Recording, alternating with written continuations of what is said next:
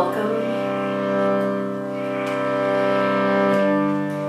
My name is Dana and I'm here today to take you on a 15-minute guided journey of meditation and mindfulness.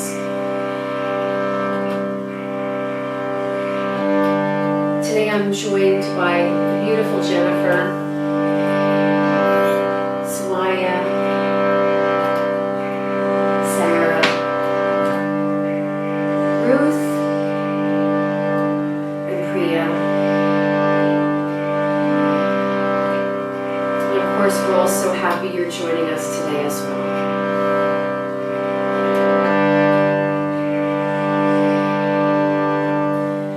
Before we begin, I'm going to chant the sound of Om.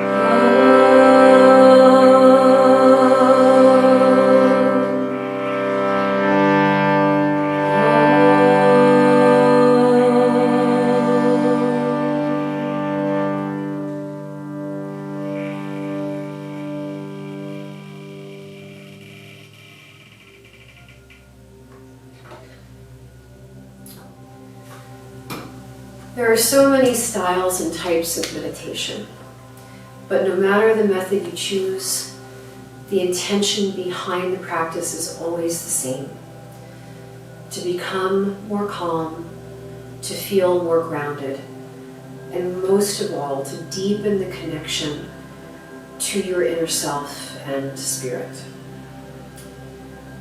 Today, I'm going to use a technique called guided visualization to explore a concept that might seem a little bit woo-woo, if you would, but the truth is it's actually very practical, very literal, and most of all now especially, particularly important for all of our well-being. And that concept is love. Much as in meditation we remember how our journey in this life began with our first breath and comes to completion with our last, the ancients believed that we were created with the intention of love, for the purpose of loving, and hopefully to have an experience that is a loving one as long as we're here. Love is a noun, it's a verb, it's a state of being, it's a paradigm. And spiritually speaking, it is the thread that connects all things and connects all of us to each other.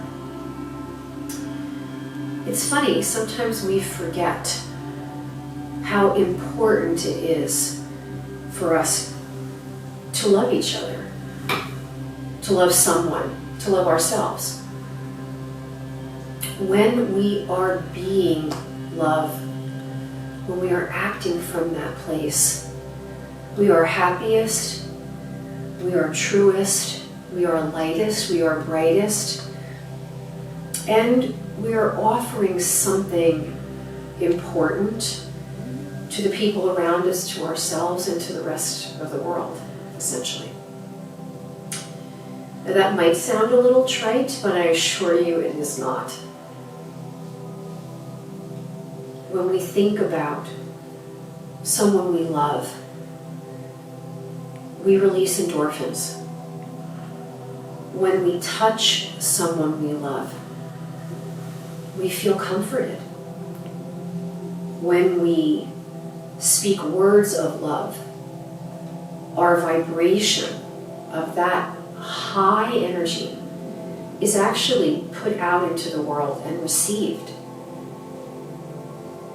So when we think of love, it's not silly, it's not childish, although it's delicious and wonderful, but it's actually very powerful. It's healing, It is creative, and it's blessed. So how do we meditate on love? How do we really bring our attention there and then wrap the arms of our mind and heart around it? Well, the funny thing is that meditating or bringing all of your thoughts, vibrations, to a thing or a person that you love is the easiest, most natural thing for us to do.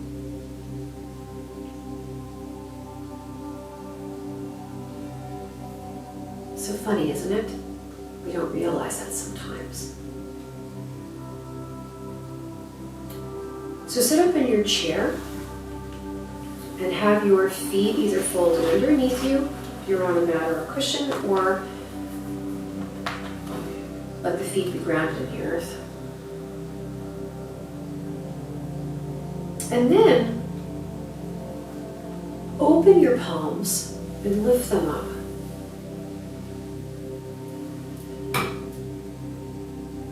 And just feel that gesture of receiving and openness. The energy of the heart is resilient and open and strong.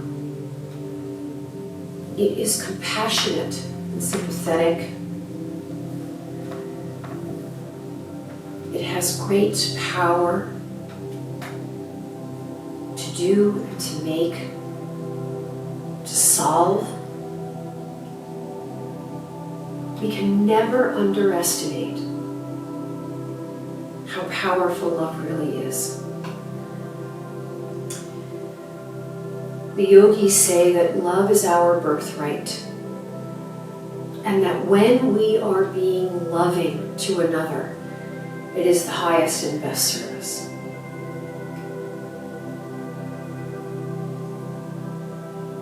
It isn't meant to sound preachy. If anything, it should be a comfort. So imagine now that you are holding light in your hands. And imagine everyone you love ensconced in that light.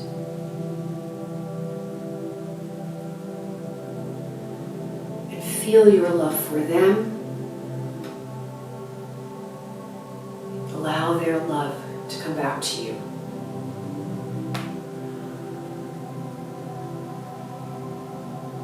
Even notice how your face softens. It's just natural.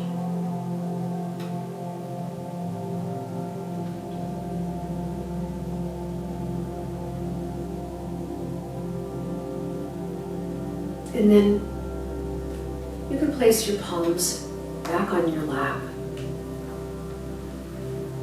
and draw your attention into the center of your heart. And imagine everyone you love sitting right there. Even people that are no longer with you, but that you loved very much and still do.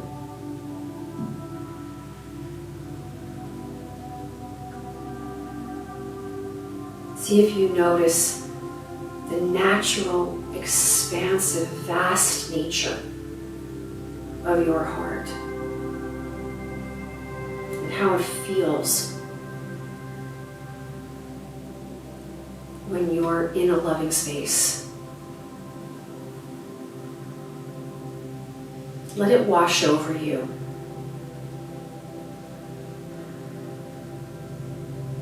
Let it fill you completely.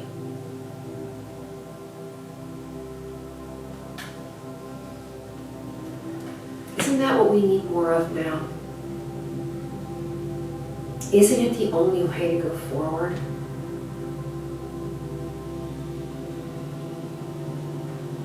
Isn't that the basis of appreciation and cooperation? And then ultimately resolution? It is through the connection to each other, because we as humans are designed to connect, not to separate. That's why it doesn't feel good when we do. It doesn't feel right when we hurt one another. So when we remember this place and this space of lightness and connection, of acceptance and compassion, of inclusion, of affection, it's how slowly, slowly, slowly we do heal.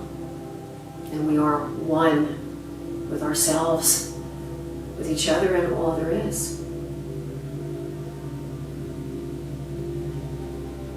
So breathe in very deeply, as if you can draw more love into you.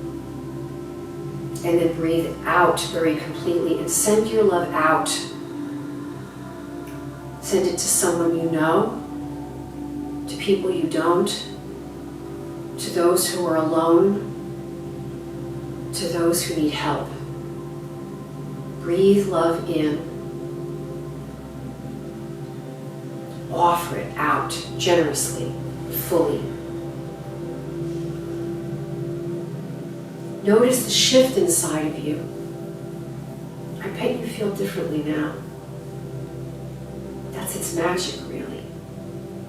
That's how it works.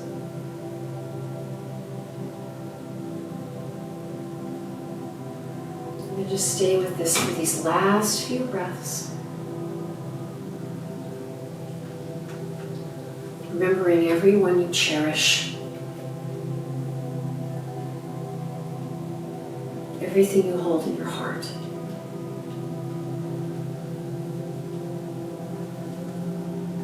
Embrace it completely. And then when you're ready, you'll open your eyes.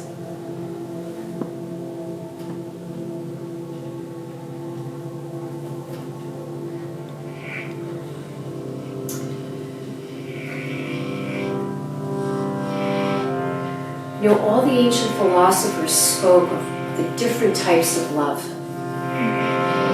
Romantic love, filial love, familial love. But it all goes back to the source of love from which we've come. The love of the divine that created us, that sustains us, that empowers us and enables us, that guides us and fills us. The more we remember it, the more we remember our true nature, which is love and peace and joy. So we're going to close with one Om. I hope you'll join with us.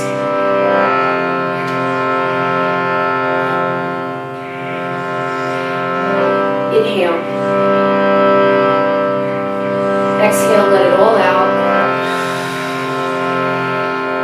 And then breathe in.